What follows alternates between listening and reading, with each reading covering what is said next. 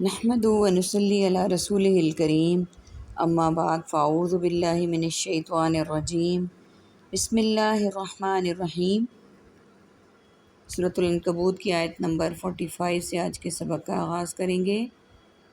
رب اشرح لی صدری ویسر لی امری واحلل عقدۃ من لسانی یفقہوا قولی رب زدنی علما رب زدنی علما رب زدنی علما اللہم فقہنا فی الدین اللہم فقہنا فی الدین اللہم فقہنا فی الدین۔ اعوذ باللہ السمیع العلیم من الشیطان الرجیم من حمزہ ونفخہ ونفثہ۔ الحمدللہ ثم الحمدللہ۔ آج ہمارا پارہ نمبر 21 کا آغاز ہو رہا ہے۔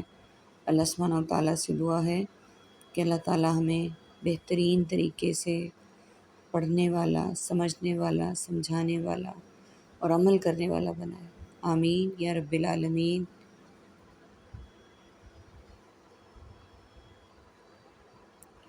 اتل ما اوحی الیک من الکتاب، آپ تلاوت کیجئے جو وحی کی گئی ہے آپ کی طرف کتاب سے۔ واقیم الصلاۃ، آپ قائم کیجئے نماز۔ ان الصلاۃ تنہی عن الفحشاء والمنکر، بے شک نماز روکتی ہے بے حیائی سے۔ وَلَذِكْرُ اللَّهِ اکبر، اور یقیناً اللہ کا ذکر سب سے بڑا ہے۔ وَاللَّهُ يَعْلَمُ مَا تَصْنَعُونَ، اور سب سے بڑا، اور یقیناً اللہ کا ذکر سب سے بڑا ہے اور اللہ وہ جانتا ہے جو تم سب کرتے ہو۔ وَلَا تُجَادِلُوا أَهْلَ الْكِتَابِ، اور مت تم سب جھگڑا کرو اہل کتاب سے۔ إِلَّا بِالَّتِي هِيَ أَحْسَنُ، مگر اس طریقے سے جو سب سے اچھا ہو۔ إِلَّا الَّذِينَ ظَلَمُوا مِنْهُمْ وَقُولُوا آمَنَّا، اور ان میں سے تم سب کہو ہم ایمان لائے۔ بِالَّذِي أُنزِلَ عَلَيْنَا، اس پر جو نازل کیا گیا ہماری طرف۔ وَأُنزِلَ إِلَيْكُمْ، اور جو نازل کیا گیا تمہاری طرف۔ وَإِلَٰهُنَا وَإِلَٰهُكُمْ إِلَٰهُكُمْ وَاحِدٌ، اور ہمارا معبود اور تمہارا معبود ایک ہے۔ آیت نمبر 45 تلاوت کیجئے جو وحی دی گئی آپ کی طرف کتاب سے، اور نماز قائم کیجئے، بے شک نماز روکتی ہے بے حیائی اور برائی سے، اور یقیناً اللہ کا ذکر سب سے بڑا ہے اور اللہ جانتا ہے جو کچھ تم کرتے ہو۔ قرآن کریم کی تلاوت متعدد مقاصد کے لیے مطلوب ہے، محض اجر و ثواب کے لیے، اس کے معنی و مطالب پر تدبر اور تفکر کے لیے، تعلیم و تدریس کے لیے، اور وعظ و نصیحت کے لیے۔ اس حکم تلاوت میں ساری ہی صورتیں شامل ہیں، کیونکہ نماز سے بشرطیکہ کہ نماز ہو، انسان کا تعلق خصوصی اللہ تعالیٰ کے ساتھ قائم ہو جاتا ہے، جس سے انسان کو اللہ تعالیٰ کی مدد حاصل ہوتی ہے، جو زندگی کے ہر موڑ پر اس کے عزم و ثبات کا باعث اور ہدایت کا ذریعہ ثابت ہوتی ہے۔ اسی لیے قرآن کریم میں کہا گیا ہے، اے ایمان والو، صبر اور نماز سے مدد حاصل کرو۔ نماز اور صبر کوئی مادی مرئی چیز تو ہے نہیں کہ انسان ان کا سہارا پکڑ کر ان سے مدد حاصل کر لے، یہ تو معنوی غیر مرئی چیز ہے۔ نماز یہ ہے کہ اس کے ذریعے سے انسان کا اپنے رب کے ساتھ جو خصوصی ربط و تعلق پیدا ہوتا ہے، وہ قدم قدم پر اس کی دستگیری اور رہنمائی کرتا ہے۔ اسی لیے نبی صلی اللہ علیہ وآلہ وسلم کو رات کی تنہائی میں تہجد کی نماز بھی پڑھنے کی تاکید کی گئی ہے، کیونکہ آپ کے ذمے جو عظیم کام سونپا گیا تھا، اس میں آپ کو اللہ کی مدد کی بہت ضرورت تھی، اور یہی وجہ ہے کہ خدا حضرت صلی اللہ علیہ وآلہ وسلم کو بھی جب کوئی اہم مسئلہ، اہم مرحلہ، اہم معاملہ درپیش ہوتا تو آپ نماز کا اہتمام کرتے۔ اب آیہ مبارکہ کے اگلے حصے میں ان الصلاۃ تنہا عن الفحشاء والمنکر یعنی بے حیائی اور برائی سے روکنے کا سبب اور ذریعہ بنتی ہے۔ جس طرح دوائیوں کی مختلف تاثیرات ہیں اور کہا جاتا ہے کہ فلاں دوا فلاں بیماری کو روکتی ہے، اور واقعتاً ایسا ہوتا ہے، لیکن کب؟ جن دو باتوں کا التزام کیا جائے، ایک دوائی کو پابندی کے ساتھ اس طریقے اور شرائط کے ساتھ استعمال کیا جائے جو حکیم یا ڈاکٹر نے بتائے ہیں، دوسرا پرہیز یعنی ایسی چیزوں سے اجتناب کیا جائے جو اس دوائی کے اثرات کو زائل کرنے والی ہوں۔ اسی طرح نماز کے اندر بھی یقیناً اللہ نے ایسی روحانی تاثیر رکھی ہے جو انسان کو بے حیائی اور برائی سے روکتی ہے، لیکن اسی وقت جب نماز کو سنت نبی صلی اللہ علیہ وآلہ وسلم کے مطابق ان آداب اور شرائط کے ساتھ پڑھا جائے جو اس کی صحت و قبولیت کے لیے ضروری ہیں۔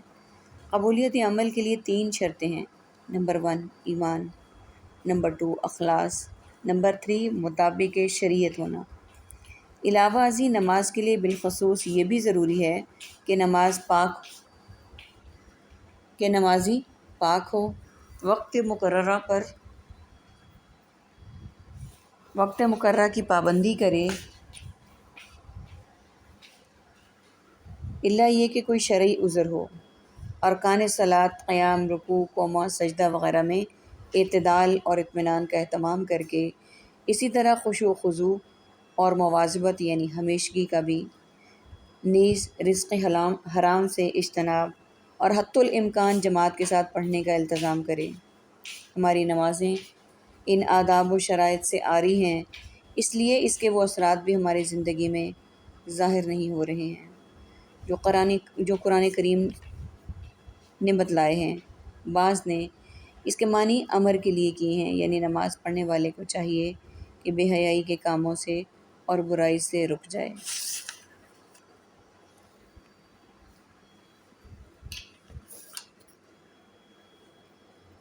یعنی بے حیائی اور برائی سے روکنے میں اللہ کا ذکر اقامت صلاۃ سے بھی زیادہ مؤثر ہے۔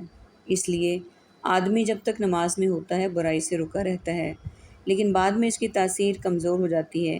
اس کے برعکس ہر وقت اللہ کا ذکر اس کے لیے ہر وقت برائی میں مانع رہتا ہے۔ آیت نمبر 46 اور تم مت جھگڑو اہل کتاب سے مگر اس طریقے سے جو کہ وہ سب سے اچھا ہو، مگر وہ لوگ جنہوں نے ظلم کیا ان میں سے، تو ان سے ویسا ہی برتاؤ کرو، اور تم کہو ہم ایمان لائے اس پر جو نازل کیا گیا ہماری طرف اور جو نازل کیا گیا تمہاری طرف، ہمارا معبود تمہارا معبود ایک ہے۔ وَنَحْنُ لَهُ مُسْلِمُونَ اور ہم اسی کے سب فرما برداری کرنے والے ہیں۔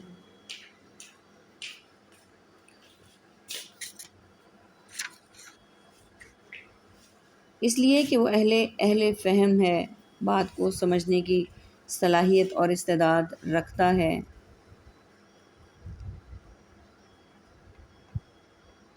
علاوہ ازیں ان سے بحث و گفتگو میں تلخی اور تندی مناسب نہیں۔ اگر اہل کتاب کسی کے ساتھ عمدہ طریقے سے بات کرتے تو پھر اسے اپنے مومن بھائی سے بات کرنے میں کیا بحث، اور بات کرنے کا طریقہ یہی ہونا چاہیے۔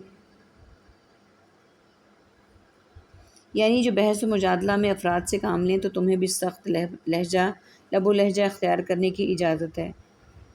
بعض نے پہلے گروہ سے مراد وہ اہل کتاب لیے ہیں جو مسلمان ہو گئے تھے، اور دوسرے گروہ سے وہ اشخاص جو مسلمان نہیں ہوئے تھے بلکہ یہودیت اور نصرانیت پر قائم رہے تھے۔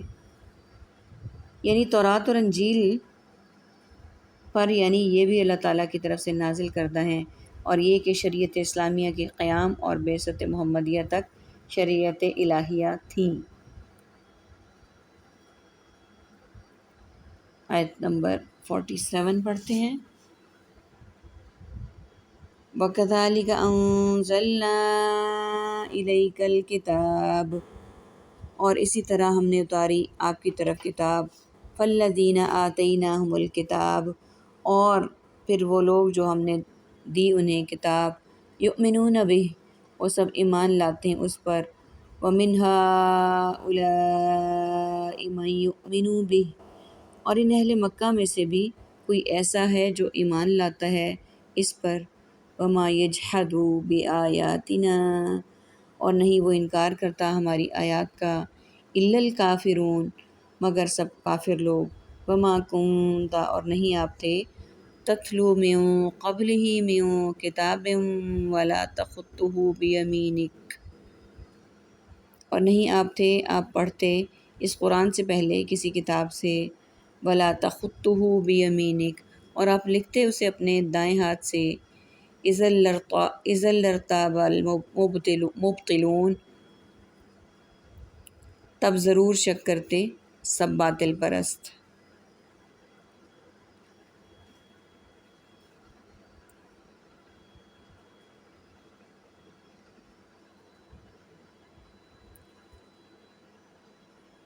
اور جیسے کتابیں پہلی اتاری، اسی طرح ہم نے اتاری آپ کی طرف کتاب، پھر وہ لوگ جو کہ ہم نے اتاری انہیں کتاب اور وہ ایمان لاتے ہیں اس پر، اور ان اہل مکہ پر بھی کوئی ایسا ہے جو ایمان لاتا ہے اس پر، نہیں انکار کرتا ہماری آیات کا مگر کافر لوگ۔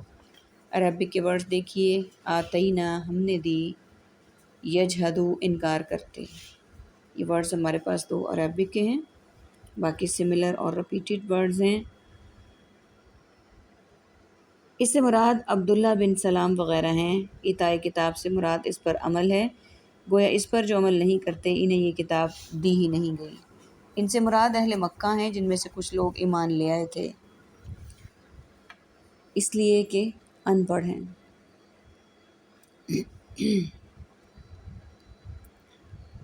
آیت نمبر 48، نہیں تھے آپ پڑھتے اس کتاب سے پہلے کوئی کتاب یعنی قرآن سے، اور نہ آپ لکھتے تھے اسے اپنے دائیں ہاتھ سے، اگر ایسا ہوتا تب ضرور شک کرتے باطل پرست۔ یعنی آپ صلی اللہ علیہ وآلہ وسلم تو امی ہیں، اللہ تعالیٰ نے اس بات کی خود تصدیق کر دی۔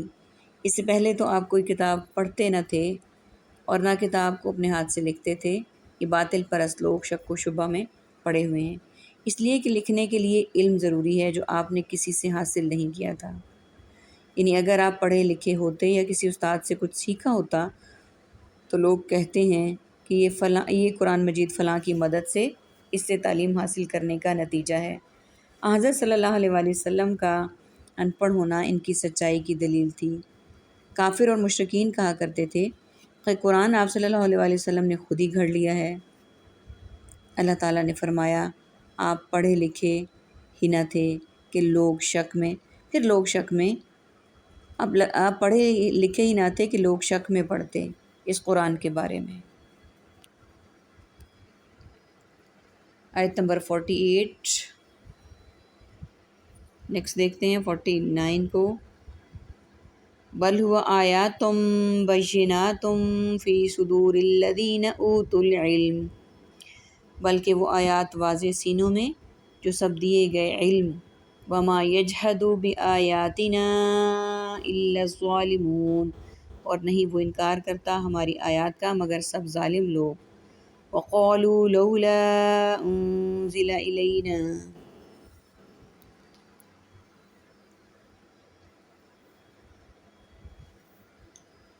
آیات من ربہ قل انما الآیات عند اللہ، اور ان سب نے کہا کیوں نہیں اتاری گئی اس پر نشانیاں، من ربہ اس کے رب کی طرف سے،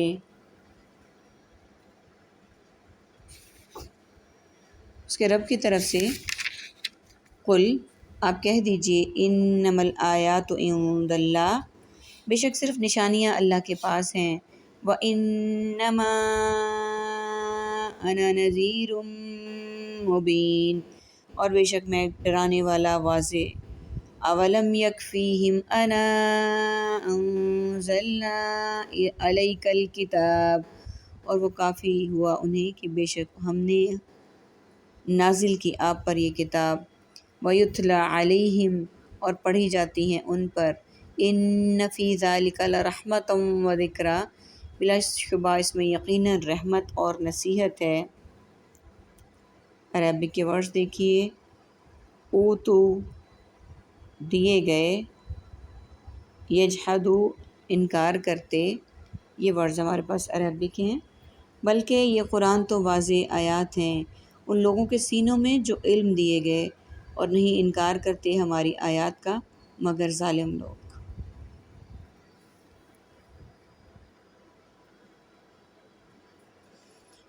یعنی یہ نشانات اس کی حکمت و مشیت جن بندوں پر اتارنے کے مقتضی ہوتی ہے وہاں وہ اتارتا ہے، اس میں اللہ کے سوا کسی کا اختیار نہیں۔ آیت نمبر 50، انہوں نے کہا کیوں نہیں اتاری گئی ان پر نشانیاں یعنی معجزات، اس کے رب کی طرف سے کہہ دیجئے نشانیاں تو بے شک صرف اللہ کے پاس ہیں، اور بے شک صرف میں تو ایک واضح ڈرانے والا ہوں۔ اور بھلا کیا نہیں کافی ہوا انہیں کہ بے شک ہم نے نازل کی آپ پر یہ کتاب جو پڑھی جاتی ہیں ان پر، بلا شبہ اس میں یقیناً رحمت اور نصیحت ہے۔ یعنی وہ نشانیاں طلب کرتے ہیں، کیا ان کے لیے بطور نشانی یہ قرآن کافی نہیں ہے جو ہم نے آپ پر نازل کیا ہے؟ اور اس کی بابت انہیں چیلنج دیا گیا کہ اس جیسا قرآن لا کر دکھائیں یا کوئی ایک صورت ہی بنا کر پیش کر دیں۔ جب قرآن کی اس معجزہ نمائی کے باوجود یہ قرآن پر ایمان نہیں لا رہے ہیں تو قوم موسیٰ اور عیسیٰ علیہ السلام کی طرح انہیں معجزے دکھا بھی دیے جائیں تو اس پر یہ کون سا ایمان لائیں گے؟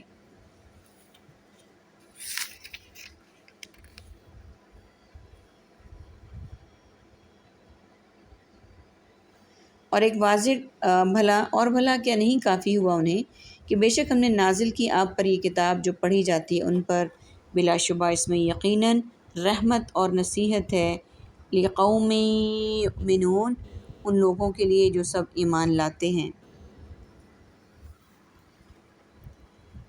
یعنی ان لوگوں کے لیے جو اس بات کی تصدیق کرتے ہیں کہ یہ قرآن اللہ کی طرف سے آیا اس طرح، کیونکہ وہی اس سے متمتع اور فیضیاب ہوتے ہیں، جس طرح ہیرے کی قدر صرف جواہری کر سکتا ہے، اس لیے اس کے دل میں ایمان ہوتا ہے، اسی لیے جن کے دل میں ایمان ہوتا ہے وہی قرآن سے رحمت اور نصیحت حاصل کرتے ہیں۔ اللہ سبحانہ و تعالیٰ سے دعا ہے کہ اللہ تعالیٰ ہمیں بھی قرآن سے رحمت اور نصیحت حاصل کرنے والا بنائیں، ہمیں قرآن سے فائدے اٹھانے والا بنائیں، ہمیں فیضیاب کریں اس چیز سے کہ ہم قرآن کے اہل قرآن ہو جائیں۔ اللہ تعالیٰ ہمیں قرآن کا علم، سمجھ، عقل اور تمام علوم عطا فرمائے، بہترین تجوید، تفسیر، ترجمہ اور بعمل مسلمان بنائے، آمین یا رب العالمین۔ وآخر دعوانا ان الحمد للہ رب العالمین، سبحانک اللہم وبحمدک، نشہد ان لا الہ الا انت، نستغفرک ونتوب الیک۔ السلام علیکم ورحمۃ اللہ وبرکاتہ۔